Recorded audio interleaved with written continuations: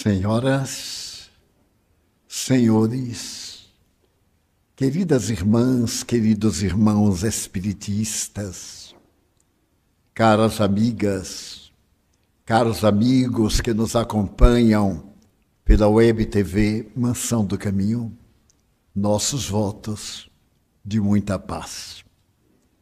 Há 112 anos, renascia na Terra um espírito de escola, e renascia à semelhança dos apóstolos de Jesus.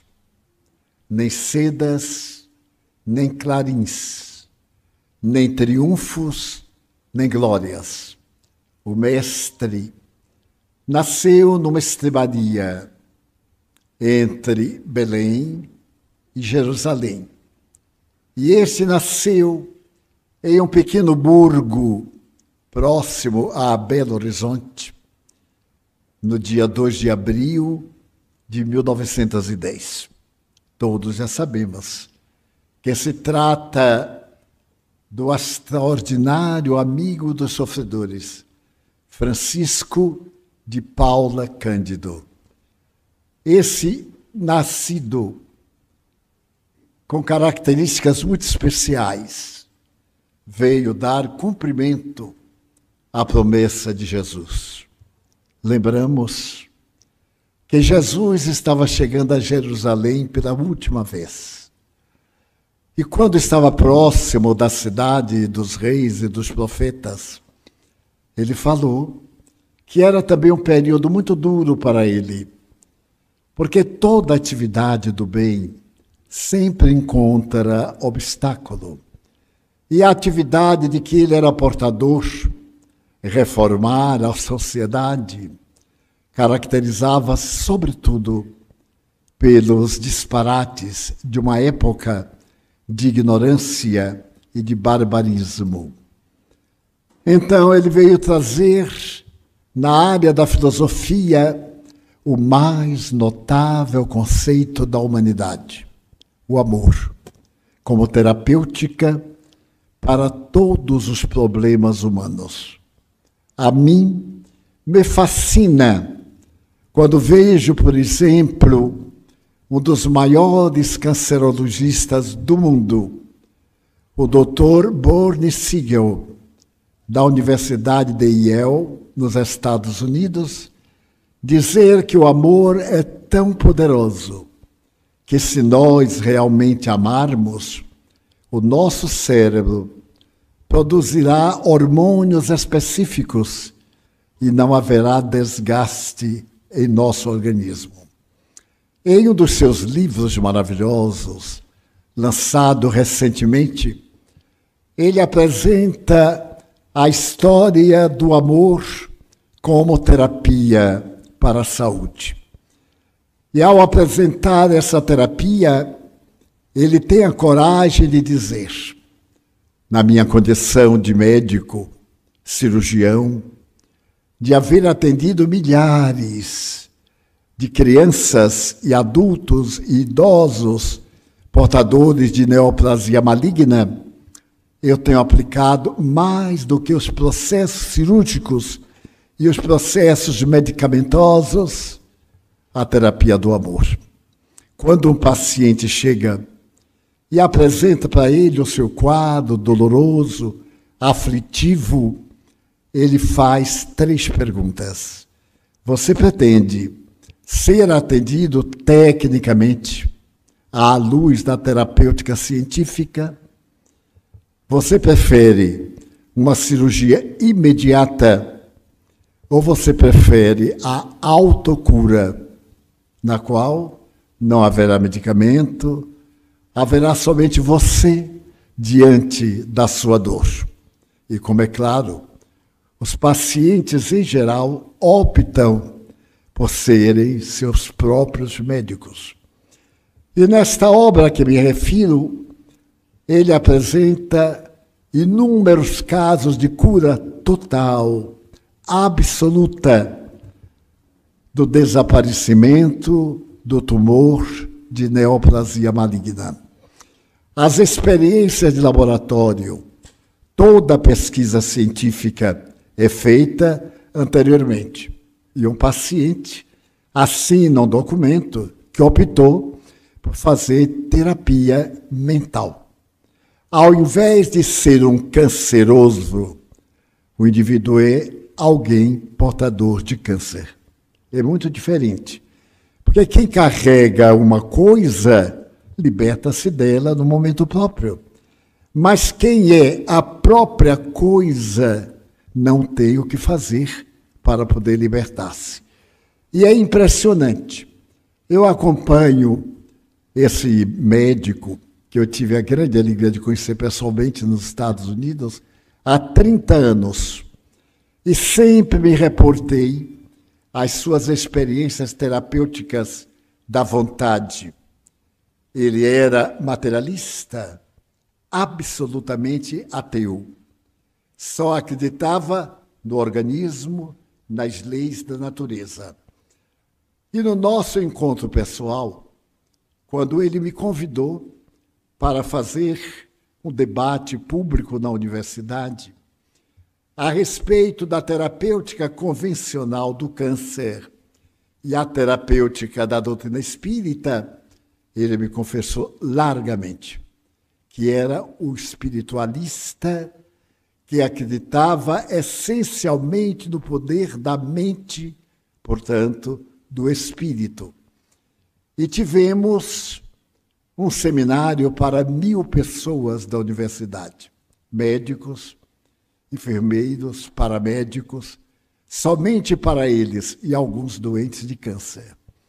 Ficou registrado na universidade esse trabalho, essa experiência, pela primeira vez em Yale, a grande universidade, considerada uma das 10 melhores do mundo. E nos tornamos amigos.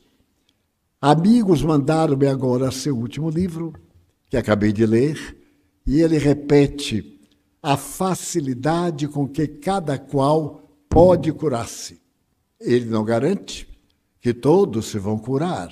É óbvio, alguém tem que morrer. Não creio que seja muito bom, temos 300 anos. Com 95 já não aguento mais. Agora imaginem com mais 95. Então o fenômeno da morte é um fenômeno natural.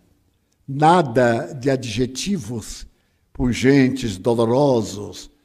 É como numa viagem perfurar o pneu. Substitui e nós vamos chegar ao lugar do nosso destino. É uma coisa muito comum, muito natural. Então, dentro desta colocação, ele segue a medicina do futuro.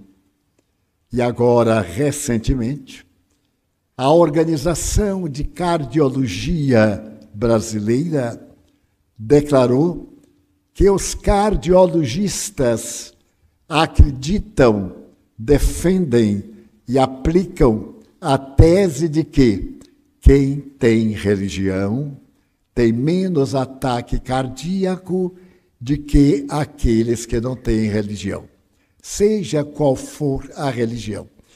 É que vale dizer que tenha sentido existencial, que tenha uma meta, que haja desenvolvido para si algo de essencial para a existência. E numa das suas obras, o Dr. Borney diz que o câncer não é tão terrível. Agora, a palavra, sim, é terrível. Quando um paciente vai ao médico e recebe o diagnóstico de câncer, ele já acha que já morreu. Só está agora vivendo pouco. Mas se por acaso o médico disser que ele tem uma neoplasia maligna irreversível, o paciente não entende nada, não morre do câncer. Então a mente se encarrega de nos ajudar ou de nos destruir. Nós somos um dínamo gerador de energia. O nosso cérebro, quando é acionado por pensamentos bons, produz um hormônio muito semelhante àqueles que proporcionam bem-estar. quando somos pessimistas, quando temos muitas dúvidas e desequilíbrios, o nosso cérebro produz uma substância equivalente a qualquer droga degenerativa. E isto é fácil de ver. As pessoas idealistas, as pessoas fraternas vivem muito mais do que os pessimistas, aqueles que cultivam angústia, os que têm a psicose da doença. Então, eles cultivam problemas cujas cargas mentais não suportam aquelas mensagens contínuas de depressão e de angústia. Nessa obra do doutor, nós podemos encontrar uma das belas lições do Espiritismo, o sentido da vida. Morrer não é uma desgraça, é um fenômeno normal. Todo mundo que nasce vai morrer. É apenas adaptarmos a nossa mente, como todo mundo que nasce tem doença. O que é a doença? É a impotência do organismo resistir à invasão de vírus, bactérias e etc. E o que é o indivíduo ter uma vida alegre, jovial? É acreditar que isso é normal na criatura humana e que não morre somente o nosso vizinho, morre também alguém dentro de nossa casa. Às vezes encontro espíritas que devem conhecer essa regra, que me dizem, mas meu pai morreu. Eu pergunto, e daí? Ah, mas não podia. Por quê? Porque é seu pai? Em cada segundo morrem 7.000 pessoas. Um dia há de ser uma pessoa nossa. Não vão morrer só os outros. Imagine morrer todo mundo e a gente ficar sozinho na Terra. Fazendo o quê? É uma barbaridade. Então eu me lembrei de uma anedota de caráter médico. O paciente foi ao médico e, muito desolado, ele perguntou, doutor, afinal, o que é que eu tenho? E o médico lhe disse, tenho 2 notícias, uma má e uma boa. Qual é que você quer que eu lhe dê primeiro? A notícia má. Você está com Alzheimer. Meu Deus! E qual é a notícia boa? Dentro de 10 minutos você já esqueceu. Porque tudo na vida tem o seu lado positivo. Quer dizer que a tragédia está na hora em que nós pensamos aquilo. Porque o indivíduo de Alzheimer não conhece, não sabe. O meu pai teve Alzheimer. E tinha horas que ele diz assim, você é meu filho qual? Eu digo, um dos 13. E ele me respondia. E eu tive 13 filhos, eu digo, mais 3 abortados. Mas eu era um homem ou um animal? Eu digo, animal, humano, as duas coisas. Então, tudo está na nossa forma de ver a vida, de encararmos os nossos problemas. Por exemplo, quando eu era muito jovem, o que não faz muito tempo, eu fiz um concurso para me tornar funcionário público. E naquele tempo havia um órgão no Brasil chamado DASP. Era uma tragédia. Só passava quem sabia. E então a primeira questão de língua portuguesa foi a seguinte: colocar uma vírgula na seguinte frase: levar uma pedra do Brasil à Europa, uma andorinha só não faz verão. Se alguém quiser colocar vírgula, eu aceito. Levar uma pedra do Brasil à Europa, uma andorinha só não faz verão. Ora, nós que já ouvimos muito uma andorinha só não faz verão, raciocinamos aí. Mas com uma vírgula, essa frase muda completamente. Levar uma pedra do Brasil à Europa, vírgula, uma andorinha só não faz, vírgula, verão. Vocês verão que uma andorinha só não faz. Então, tudo está naquela visão da nossa relatividade para o bem, para o ideal, para o mal. Um grande filósofo contemporâneo asseverou que não existe o mal, existe a ignorância.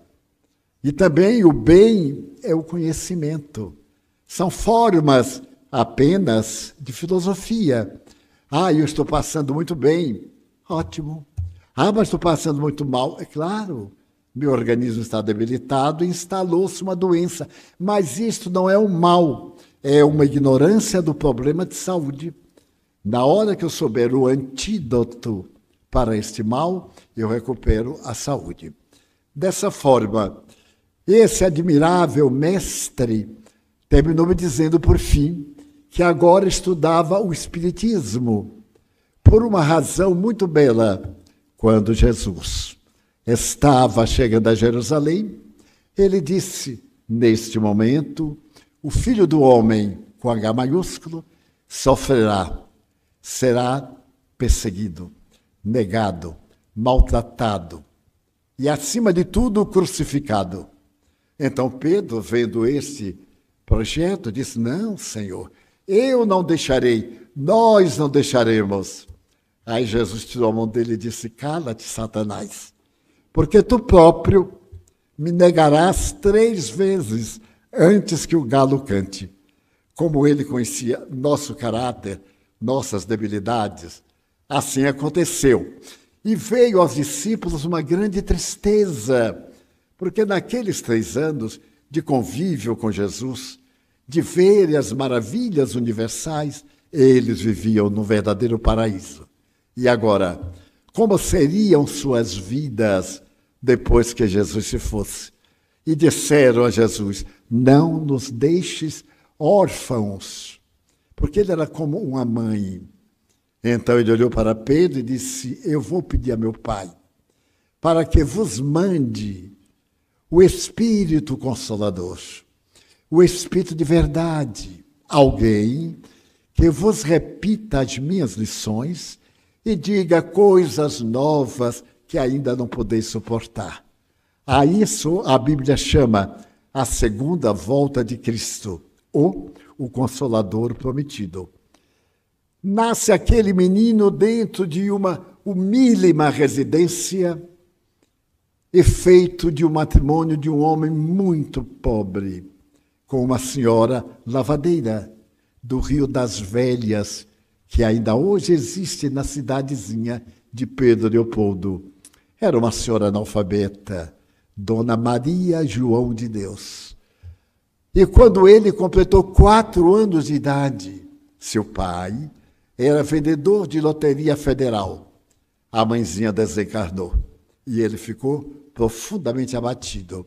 Era muito católico já aos 4 anos. E no dia de tempestade, aquela região entre morros sempre tem tempestades terríveis. Ele estava na sala e passou a ter medo dos relâmpagos, dos trovões. E a mãe dele, que era morta, aparece à porta e chega até ele e diz assim, Chico, meu filho, venha ver a mensagem de Deus. Pega-o pela mão e leva-o até a porta. Olha a natureza, o bailado, as cores maravilhosas dos raios, o trovão. Então veja, isso é uma música. E esses relâmpagos são a dança. Nunca tenha medo das coisas de Deus. Nasce aí a maior faculdade mediúnica dos últimos séculos. Aquele menino de 4 anos apenas passa a ver o mundo espiritual com a claridade natural de quem tem a percepção do mundo físico. E a sua vida é a mais notável história que a humanidade jamais escreveu. Eu tive a grande felicidade de o conhecer pessoalmente, no ano de 1948. Ele estava com 38 anos e eu estava com 21. Encontramos-nos em Belo Horizonte, porque eu havia sido objeto também de algo muito curioso, como narrei aqui no domingo. A conferência que eu ia fazer em Aracaju, no dia 27 de março de 1947. E no momento eu esqueci completamente o que ia dizer. Então, naquele momento de agonia, eu vi entrar um senhor que eu não conhecia, e me disse: acalme-se, fique de pé, porque todo aquele que pretende servir Jesus deve estar sempre de pé. E eu não estou de pé por causa de umas hérnias de disco, a melhor companhia para uma vida de sofrimento. E depois de passar pelas hérnias, fazer várias cirurgias, eu fiquei com uma sequela, que agradeço todo dia a Deus. Mas então, sempre de pé, o que vale dizer? Mãos no trabalho. Madre Teresa iria dizer mais tarde: as mãos que trabalham valem mais do que os lábios que oram, e é verdade. Orar é fácil, mas transformar a prece em ação é muito difícil.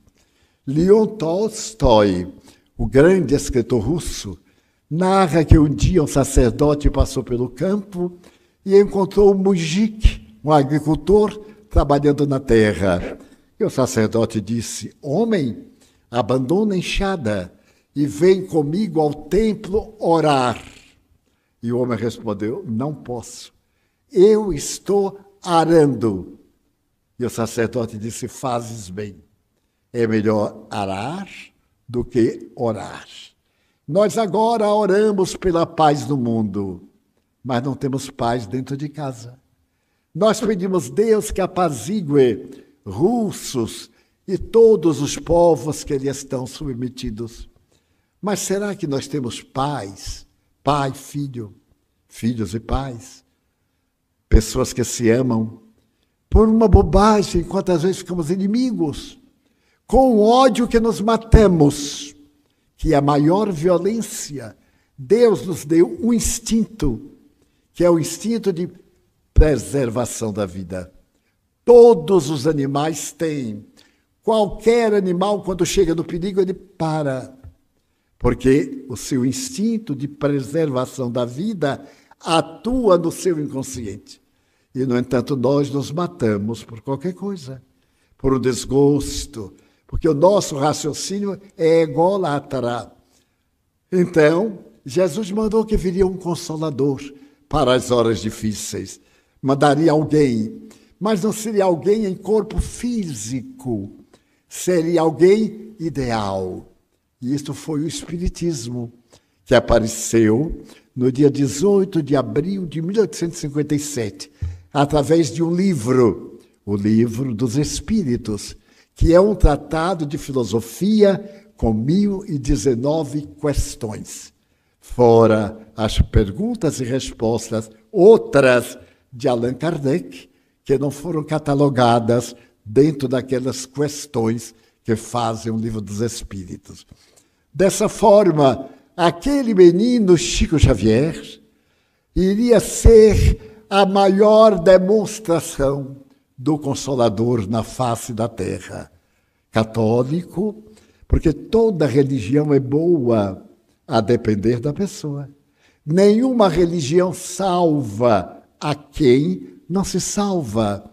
Eu sou espírita desde muito jovem, mas não é o espiritismo que vai me salvar, são os meus esforços para fazer o que o Espiritismo recomenda. Não tenha inimigos, não revide mal por mal, procure ser irmão, do seu inimigo, procure ser útil, deixe na terra pegadas para quem vem depois, seguir os seus pés que levaram ao porto de segurança. Também a igreja não salva ninguém. Ela tem a sua teologia, ela tem o seu código, ela tem as suas leis morais. O católico deve ir pelo menos uma vez por mês à missa, senão ele está falhando. E aqueles 10 códigos da igreja são fundamentais. Eu encontro pessoas dizendo: eu sou católico. Eu digo que frequento a igreja quando posso. Então não é católico, é um simpatizante que não cumpre a igreja. Divaldo, agora eu sou espírita. E você frequenta as reuniões. Quando tem um problema, eu vou para resolver. Não é isto. A função da doutrina é nos iluminar. Kardec colocou que o objetivo essencial é nos esclarecer, porque a ignorância é o maior inimigo da criatura humana. Então, aquela criança, quando estava na escola primária, aos 8 anos de idade, a sua professorinha passou um texto, cada um escrever sobre um grão de areia. E todos aí escreveram sobre um grão de areia. Mas quando ela leu o que Chico Xavier escreveu, ela ficou indignada, porque ele havia colocado uma página de autoliteratura. Não veja no grão de areia a partícula mínima. Quando o sol lhe bate é um diamante, e assim por diante. Todos na escola, inclusive a direção, entenderam que ele havia copiado, alguém havia escrito por ele, e ele havia sido inspirado pelo seu guia espiritual, Emmanuel, que graças à sua atitude moral e elevação espiritual, deixou escritos, entre outros autores, 432 livros. É o autor mais prolífero das Américas. Mas sobre quaisquer assuntos que se imaginem, literatura, artes, ciência, filosofia, religião, divertimento, poesias. Chico Xavier recebeu poetas de Portugal, de outros países no seu idioma. Recebeu várias cartas, consolando as pessoas, porque a sua função de médium, pessoa que está entre o mundo espiritual e o mundo físico, é consolar. Poderá haver maior consolo do que alguém muito querido nosso desencarna. E o Chico cunhou esta frase: a dor da saudade na desencarnação é dupla. Sente saudade quem ficou e sente saudade quem viajou. Porque os espíritos sentem saudade de nós. As lembranças, o carinho, a convivência. E por isso eles fazem de tudo para anunciar que ainda vivem, que continuam, que a vida é ininterrupta. Não estamos em duas vidas, mas em uma vida, em duas faces, a material e a espiritual. A espiritual é permanente. Antes do berço, nós vivemos. Depois do túmulo, nós vivemos. Então, nós temos a vida natural, física, e a vida real, a do espírito imortal. E Chico Xavier irá tornar-se o mais notável médium polivalente. Polivalente. No ano de 1954, eu tive um problema na garganta e fui diagnosticado com um câncer em São Paulo. E o médico disse que valia a pena, de imediato, eu fazer uma cirurgia. 54. Ainda não havia a técnica moderna. Mas eu lhe expliquei que morava na Bahia, em Salvador, e queria vir me despedir de meus pais. Como eu era funcionário público, o meu instituto mantém, no Rio de Janeiro, na cidade de Correias, um dos melhores hospitais do Brasil. E que eu iria fazer no instituto, porque eu não pagava nada. Então eu fiquei afônico, quase não podia falar, com dores muito fortes. Antes de vir a Salvador, eu passei por Belo Horizonte, avisei a Chico, e que iria visitá-lo. São pouco mais de 80 quilômetros entre uma cidade e outra. Então eu ia visitá-lo na próxima quarta-feira. Estando em Belo Horizonte, eu já tinha vários amigos e combinamos com 3 deles irmos fazer uma visita ao venerando amigo. Nós fomos.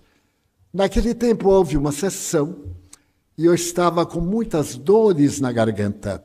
E o Chico fez de conta que não notou, porque quando começou a reunião, ele ficava escrevendo, e um orador, outro, o tempo que ele escrevia, de 8h30 até 2h. E então ele me pediu para falar. Eu disse, mas não é possível. Ele sabe que me dói muito e que eu não aguento, mas aí eu fiz um esforço e falei. Falei 1h e pouco, Mais tarde, ele me fez um outro bilhete, doutor Bezerra de Menezes, e pediu que eu falasse até ele acabar. Eu digo, nossa, ele quer me matar, não é possível.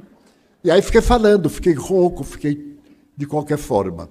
E quando terminou a reunião, nós fomos à casa do seu irmão. Porque em Minas existem os melhores acepipes e guloseimas, as coisinhas feitas em casa, a broa de milho e 1 milhão de outras coisas. E então nós íamos sempre, pela madrugada, 2, 3 horas, comer broa, tomar café para dormir. E eu ia de braço dado com o Chico. Era junho e faz muito frio, ainda hoje, em Pedro Leopoldo. Então me aconcheguei, ele usava sempre paletó, até a desencarnação. E aí eu me aqueci um pouco, subitamente.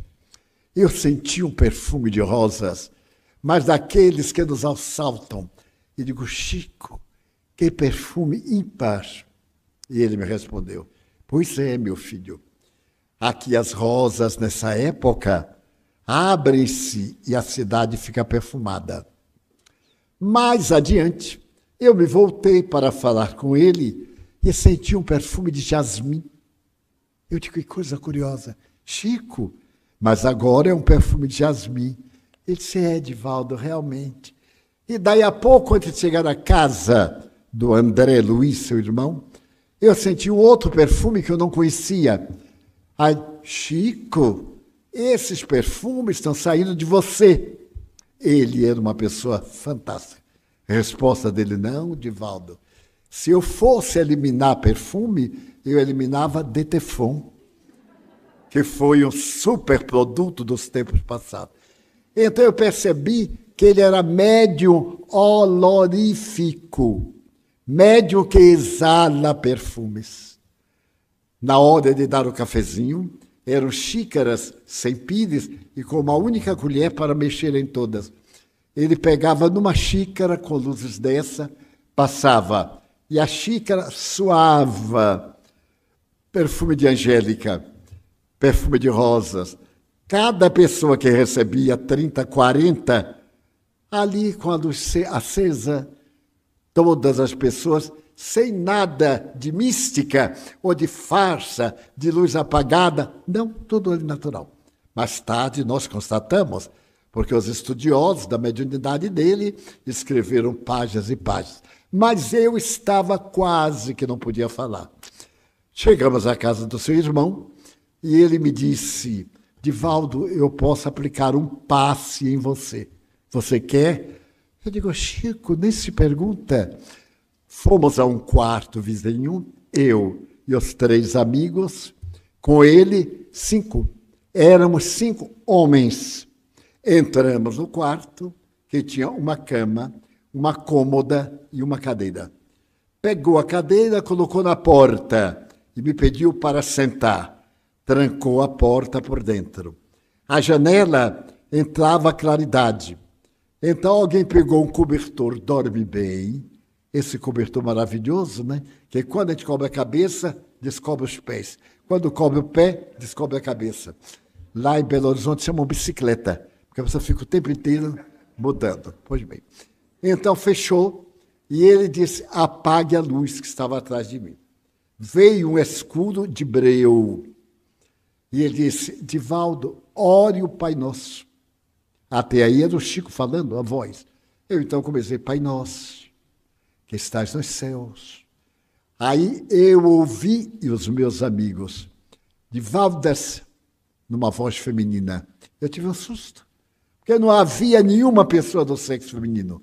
E claro, eu conhecia a voz de meus amigos, e a do Chico era uma voz muito especial. E então, a voz se aproximou de mim e me disse, abre os olhos, porque eu estava orando de olhos fechados. Quando eu abri os olhos, estava de frente de mim, com 1,60 m, 1,65 m mais ou menos, uma jovem, loura, o cabelo partido ao meio, loura, e a claridade dela era tão grande que eu via os tijolos, as marcas dos tijolos no chão. Eu então olhei e disse assim, meu Deus! E ela disse, Ir bin Sheila. eu sou Sheila. Mas falou do mais perfeito alemão. Eu ainda não tinha visitado a Alemanha, mas a partir daí eu já visitei mais de 20 vezes. E todo o sotaque, eu passei por várias cidades, posso hoje distinguir os sotaques. Eu vi aquele espírito natal, ela me disse, eu era enfermeira na Primeira Guerra Mundial e desencarnei na cidade de Hamburgo. O meu namorado estava também na guerra, eu estava com 16 anos de volta. E então um petardo, uma bomba, caiu perto de mim e um pedaço dela me levou metade do rosto. Eu caí e quando eu estava naquele transe, eu ouvi uma voz que dizia, Sheila, desperte, não há tempo para dormir, vamos trabalhar.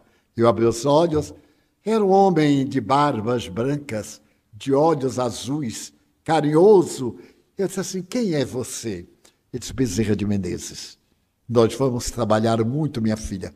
Me tirou dali do corpo e já fomos trabalhar com os cadáveres que estavam ali na fronteira de Hamburgo, que é do lado oeste da Alemanha, e diante do mar. Então, a partir dali, eu comecei a trabalhar. E eu vou fazer você ficar bom disto. Você aguenta a dor? Eu era assim um pouco valentão. Eu disse, claro, eu aguento. Mas eu aguentava a dorinha, né? Parto, não há quem aguente sem gritar. E o meu caso era um parto psíquico. Porque ela disse, eu vou queimar. E tirou um objeto como esta caneta, com a diferença que a ponta era luminosa, como tem hoje. Naquela época não tinha. E era flexível, como se fosse de borracha. Abra a boca que eu vou fazer uma espécie de radiação. Eu abri a boca, ela introduziu, eu senti na língua e eu vi aquilo. Eu dei um grito que acordou até as sepulturas de Pedro Leopoldo. Daqueles gritos assim rasgados, porque eu não esperava. Onde é que me arranjaram uma dor? Era queimando o tal do câncer. Aí ela tirou e disse, você não falou que aguentava dor?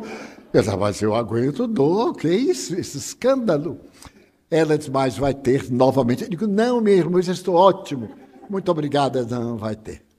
Aí abri a boca novamente, uma segunda dose. Fiquei absolutamente curado naquela hora. Saí dali com a minha voz perfeitamente normal. Até hoje. E Sheila tornou-se minha amiga.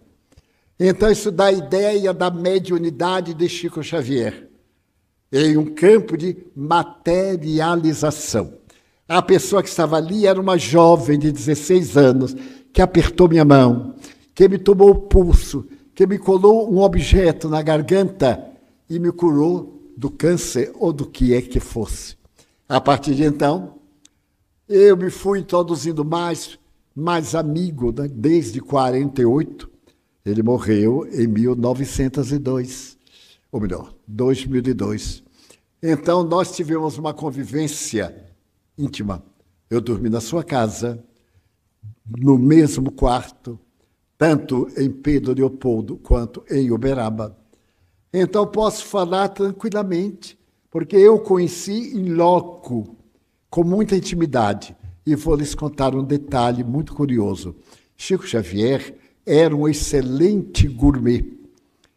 Cozinhava muito bem, principalmente uma comida muito difícil, quiabo com galinha, que todo Belo Horizonte, Minas Gerais, usa.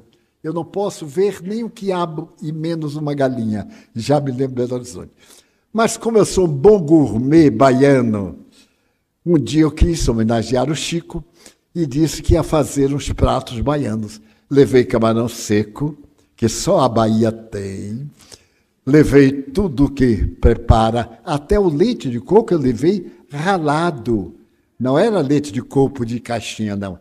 Era ralado de costas, no ralo. E levei tudo, castanha, amendoim e etc. E numa sexta-feira, ele trabalhava, eu ficava na casa dele. Então, fiquei na casa e preparei uma galinha de chin-chin, que que é a coisa mais preciosa que Deus nos deu. Logo depois, um vatapá, daqueles que desencarna qualquer pessoa. Depois, um caruru, farófia. Preparei tudo e quando ele veio meio-dia, arrumei a mesa, ele olhou, ele também tinha bastante apetite, apesar de ser médio. Ele disse assim, Divaldo, é para comer? Eu digo tudo. Então sentamos ali os dois, convocamos os espíritos e disse, vocês que não têm comida há muito tempo, aproveitem. Aqui estão os médios, comemos nós, comem vocês. Foi uma festa, mas era dia de sessão mediúnica. Eu não me lembrei. Então, à noite, era a sessão em que ele psicografava. Das 8 da noite às 2 da manhã, sem parar. 10, 12 mensagens de pessoas que estavam no público ou não, que era mandada pelo correio. E então, quando nós fomos para lá, eu comecei a falar, e o Chico tomava essa postura. Fechava os olhos e psicografava. Eu então vi que ele estava com dificuldade. E ele fazia... E não. Bom, eu disse, meu Deus, ele não está passando bem. Quando eu terminei, ele disse assim, Emmanuel, o guia dele, falou-me assim, diga, seu amigo, quando ele tiver comida para trabalhar no campo, ele deixe isso para dia que o senhor não tem sessão. O vatapá subiu para o cérebro. A galinha de xinxim começou a dar um suor frio. Ele disse que a digestão é de 3 dias tranquilamente. Eu sempre ofereço qualquer coisa plus para ajudar o estômago. Então, nós rimos muito, porque abalamos a mediunidade do Chico com um bom vatapá. Então, se alguma pessoa que viaja, vai aqui no Muqueca e fica afogado, faz parte da Bahia. Fique contente. É o sinal de que essa aqui é a Bahia. Esse rapaz era portador de uma mediunidade incomparável. Na primeira vez que eu descrevi, como eu contei domingo, eu era jovenzinho, tinha 17 anos, e era mais estúpido do que outra coisa. E escrevi uma carta, como escrevia naquela época, né? Excelentíssimo senhor Francisco Cândido Xavier. Mas eu não sabia que excelentíssimo era a terceira do plural. Eu pensava que excelentíssimo era a segunda do plural. Então, tanto eu botava você como tu, Vossa Excelência. Daí eu recebo uma carta, meu querido Divaldo, você é tão jovem. Eu perguntei a Emmanuel como você era, e ele me levou à sua casa. Você estava orando. Eu vi na parede uma fotografia do senhor Petitinga, o pioneiro do Espiritismo do Brasil. Do outro lado, você tinha uma outra fotografia. Você estava sentado numa cama de tal natureza. E eu disse, Emmanuel, mas ele é jovem, tem 17 anos. Isso, para os senhores terem ideia, o que é a mediunidade? É esta faculdade de entrar no chamado mundo invisível à nossa vista comum, como dizia a médium Ivone do Amaral Pereira. E então terminava a carta, que eu tenho no meu arquivo, mande-me uma fotografia sua. Mas isso em 1947 era uma barbaridade. Para ir ao fotógrafo tinha que aguardar aquela explosão. A cara ficava também com um pouco de caliça, mas eu mandei. Fui a um fotógrafo de mesmo, fiz a foto e mandei para ele. Ele guardou até há pouco tempo antes de desencarnar. Então, a mediunidade do Chico, ao narrá-la, é uma forma de homenagear o médium de pés descalços. Porque na história da humanidade há um guru indiano chamado Apóstolo dos Pés Sangrentos. Ele não usava calçados, era pés descalços. E ele, viajando pelo mundo, pela Europa, pela Ásia, onde passava, deixava marcas sanguíneas. E ele abalou o mundo por volta de 1930, 1938. e desencarnou numa viagem em direção ao Nepal, o teto do mundo. Chico Xavier era o médium da simplicidade. Ele usava sapatões largos, porque tinha problemas de veias nos pés. E era aquela pessoa mais original do mundo. Um amigo nosso levou-lhe de presente uma vez 5 roupas. Era um paulista de boa situação financeira. E o Chico agradeceu, ficou constrangido, mas era normal que o amigo desse-lhe o presente. E ele me contou assim, ai, Divaldo, 5 ternos, 5 roupas de casimira. Eu então botei no cabide e fiquei alisando, alegre. Meu Deus, eu já tinha 2, 5 e 2, 7. Aí eu digo assim, qual é que eu vou vestir? Entrou Emmanuel, o guia espiritual, e disse, Chico, para que um corpo que é tanta roupa, não é indireta para ninguém, viu? Ele ficou com vergonha e distribuiu as 5 e ficou usando as normais. Ele era desse humor, mas humor generoso e rico. Então, teve uma vida dedicada aos infelizes. Ele recebeu mais de 1 milhão de mensagens escritas em 13 idiomas, tanto da América do Sul, como da Europa, e também de Luxemburgo, que tem o dialeto, falam lá 5 línguas, e principalmente o dialeto luxemburguês.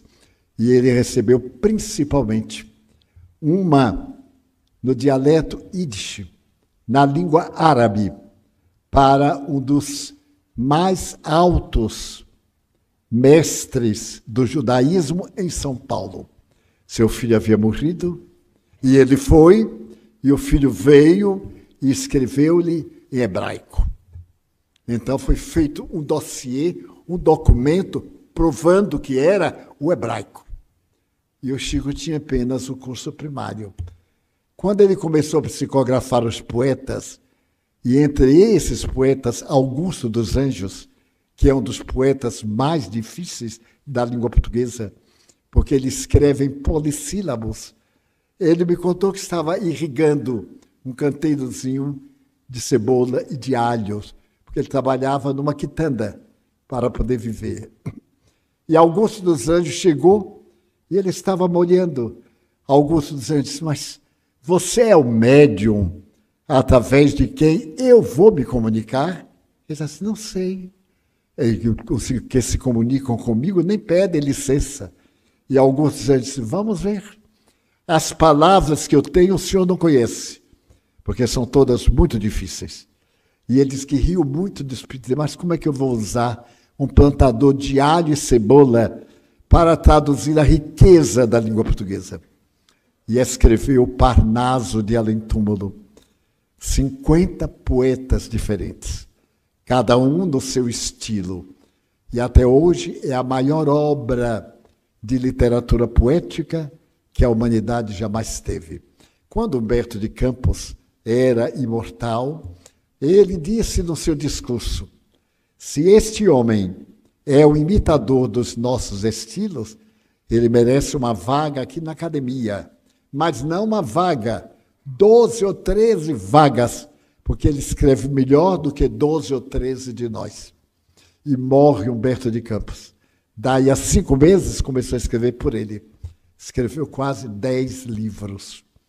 Então é este homem que hoje o Brasil celebra e que através da TV foi considerado o maior vulto do Brasil de todos os tempos, por causa das suas peculiaridades. Era um homem que estava entre 2 mundos, era interexistente, estava entre as 2 faixas da matéria e da vida espiritual. A nossa homenagem, porque nossa casa deve-lhe muito. Eu me encontrava com ele numa cidadezinha próxima de Pedro Leopoldo. Eu o visitava 2 vezes por ano. E estávamos acompanhados por uma família de Franca, uma família produtora de calçados da época, lembram do calçado Escatamáquia e vários que fizeram furor no Brasil. E esses eram da família Palermo, dona de uma grande fábrica de sapato. Ali estavam o marido, a senhora, os filhos. E o Chico olhou para mim e pediu à dona da casa: Hermelita, traga-me um caderno. Pegou o caderno e psicografou, às 10 horas da manhã. Então, leu para mim. E foi o maior choque da minha vida. Porque eu havia psicografado um livro ditado pelo espírito Rabindranath Tagore, o poeta da Índia, prêmio Nobel de Literatura, mas eu não sabia quem era. E fiquei com receio, guardei o livro. E indo lá, eu levei o livro numa sacola para conversar com ele. Ainda não tinha conversado. E Tagore veio por ele para dar o prefácio do livro, que se chama Filigranas de Luz. Então, era uma mediunidade tão extraordinária, mas o que mais me encantava era o homem, a simplicidade, a pureza de coração, a ingenuidade. Gostava de um fato de sorriso, hilárico. E como eu viajava muito, ele pedia para eu contar. Porque em cada país que eu cheguei, eu pedi para me contarem a verve do sorriso, para poder dar uma piadazinha na palestra. E fiquei sabendo como é que o francês ri, o inglês, o alemão, o norte-americano. Fui aprendendo. E então Chico me disse assim: Divaldo, conta uma história de suas palestras. Eu então narrei uma muito interessante na cidade de Zurique, na parte da língua alemã. Eu só sabia de alemão ja e nein, nada mais. Sim e não. E então aconteceu algo muito interessante que extrapolou a minha capacidade mental. Eu estava falando e um tradutor para o alemão foi acompanhando, quando de repente Joana de Ângeles me disse: ele errou. Ele disse outra palavra, repita. Eu então disse assim: olha, eu vou repetir a frase. Repeti a frase. Ele errou novamente. Aí Joana me disse: tente novamente. Eu então falei em português, fiz um outro sentido e ele errou. Então Joana me disse assim: diga ao público em inglês que ele se equivocou. Porque eu falava reencarnação e ele, por ser protestante, falava ressurreição. Não era a mesma coisa, é um abismo. Então eu disse: olha, eu vou pedir licença para dizer em inglês. Na Europa praticamente todo mundo fala inglês. E então os senhores, por favor, me ajudem. E aí eu falei a palavra. No inglês, pau da lima, né? Aquele sotaque do pau da lima. Então falei tudo. Muito bem. Estava ótimo, aí contei para ele, mas ele era tão ingênuo que a sua ingenuidade comovia. Ele aí também me rebateu contando uma anedota, que naquele período da ditadura estava no Rio de Janeiro, havia um tipo de lotação que devorava tudo. E então, a lotação estava muito cheio, muito cheio. E aí o chofer deu um freio de arrumação, aquele freio que a gente vai jogado e arruma. Então deu freio para trás, arrumou. Então um senhor se voltou para o chofer e veja, e ele disse: não sei se devo contar, porque é um palavrão. Eu digo: mas Chico, eu sou adulto. Eu também sei alguns, eu não falo, mas sei. Ele disse: Divaldo, é uma coisa horrível. Eu digo: olha, você fale, porque agora eu vou pensar uma coisa também horrível. E às vezes não é. Ele disse assim: o homem cambaleou, pegou o chofer e disse: olha lá, seu miserável. Era o palavrão, miserável. Olha, seu miserável, eu já sou coronel. Ele disse assim: eu também já fui soldado. Outra. Era um caso assim que a gente ria para achar graça, mas não tinha graça nenhuma. Então, essa é a alma gloriosa de Chico Xavier. Ele trabalhou até a hora da morte. 440 livros, a lápis, depois datilografados, depois digitados. Ele mesmo, sozinho, deu todos os direitos autorais a umas 30 editoras. A Federação Espírita Brasileira, ele deu 110. Os primeiros 110. E os outros, a várias editoras, inclusive uma nossa, em parceria. Eu escrevi umas mensagens, ele escreveu as mesmas. A pessoa pode confrontar para ver o estilo. O amor persiste.